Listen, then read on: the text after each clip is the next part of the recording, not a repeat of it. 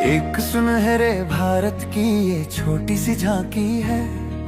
अभी जमीन में नींव भरी है, महल बनना बाकी है। एक सुनहरे भारत की ये छोटी सी झांकी है। अभी जमीन में नींव भरी है, महल बनना बाकी है।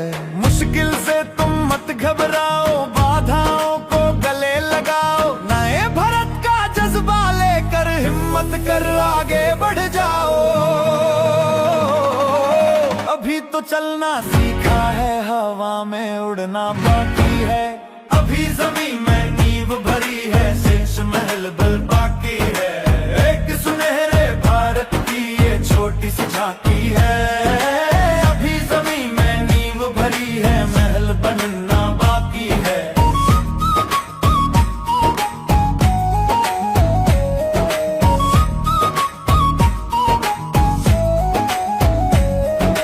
आरसीएम में शक्ति इतनी, पर्वत की ऊंचाई जितनी। आरसीएम की गहराई, सागर की गहराई जितनी। अभी तो नदियां पार करी है, सागर करना बाकी है। अभी जमीन में नींव भरी है, महल बनना बाकी है। एक सुनहरे भारत की ये छोटी सी झांकी है। अभी जमीन में नींव भरी है, महल बनना बाकी है।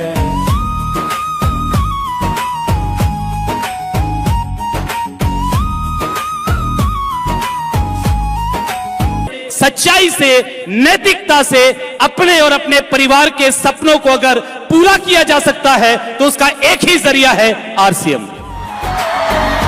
छत्तीसगढ़िया और हम तीन दीपक, सेवा, स्वास्थ्य और संस्कार, इन तीन दीपकों की रोशनी से इस पूरे भारत का नव निर्माण कर रहे हैं।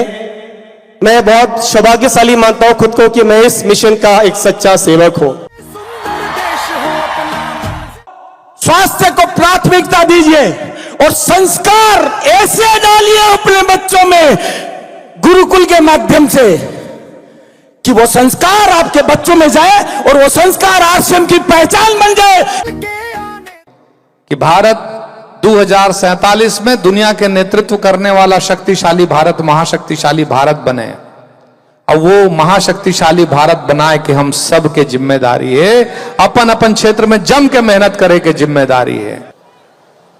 त्रिलोक चंद जी का उद्बोधन सुन रहा था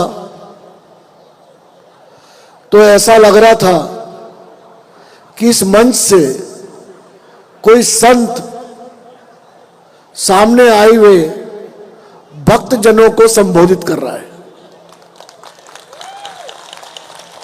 कि इतने लोगों को एकत्र करने के लिए अगर ये कोई राजनीतिक कार्यक्रम होता तो मालूम नहीं हमको कितने संसाधन इसमें बिखेरने पड़ते।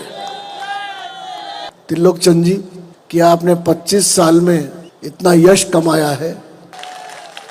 मैं सेल्स का बंदा रहा हूं, मार्केटिंग का बंदा रहा हूं, लेकिन आज मैंने आपको अपना गुरु मान लिया। 3 और उद्देश्य हमारे जीवन में जुड़ गए हैं, सेवा, संस्कार और स्वास्थ्य। अगर हम लगातार इस पे भी काम करते रहे और लगातार हमने लोगों को जागरूक किया तो शायद हम सब बहुत जल्दी एक नए भारत का निर्माण कर पाएंगे। और सर को ये वादा करना चाहते हैं हम कि सर हम खुद के लिए नहीं जिएंगे, हम इस देश के लिए जिएंगे। सेवा, स्वास्थ्य और संस्कार, ये इसको हम सब मिलकर के आगे बढ़ाएंगे और एक दिन मिसाल कायम करेंगे। तक हमको यूं ही आगे बढ़ते रहना, तक तो अभ्यास हुआ है, असली जीत बाकी है। छत्तीसगढ़ में जो नजारा है ये नए भारत के निर्माण की एक अब तक की सबसे बड़ी गूंज यहां से गूंजती हुई मुझे दिखाई दे रही है। यदि स्वास्थ्य की बात हो, यदि हमारे परिवार में संस्कारों की बात हो और यदि देश को सशक्त बनाने की बात हो तो हम सब अच्छी तरह से जानते हैं कि यदि कोई संस्था आज की तारीख में उसमें सबसे ज्यादा मजबूत है तो वो आरसीएम व्यवस्था है। आदरणीय टीसी छाबड़ा साहब जोरदार तालियों के साथ स्वागत करें। पक्का हो तो रास्ते बन जाते हैं, जब इरादा पक्का हो तो। ये 25 वर्ष का मामूली उत्सव नहीं है, ये कोई सामान्य प्रोग्राम नहीं है, सामान्य आयोजन नहीं है। ये ऊपर वाले की एक बहुत बुलंद आवाज है कि मेरे प्यारे इंसानों, इस धरती पर आपके पास क्या क्या मौजूद है, अस्तित्व ने आपको क्या क्या दिया है, जरा उसको समझिए, जरा उसको जानिए। आप लोग जैसे जी रहे हो वो आपका रास्ता नहीं है। आपको मैंने इंसान बनाकर इस धरती पर भेजा है और ये रूपांतरण यात्रा हमारे उस इंसान को याद करने की यात्रा है कि समाज में एक बहुत बड़े बदलाव की जरूरत है, एक क्रांति की जरूरत है, इंसानियत को इस धरती पर लाने की जरूरत है। और ये आरसीएम का जन्म हुआ है वो सिर्फ इसीलिए हुआ है कि पूरा देश एक बन जाना चाहिए ना, ये प्रेम से जुड़ जाना चाहिए ना। हमारे जीवन में प्राथमिकता पैसा नहीं होना चाहिए, हमारे जीवन में प्राथमिकता प्रेम होना चाहिए।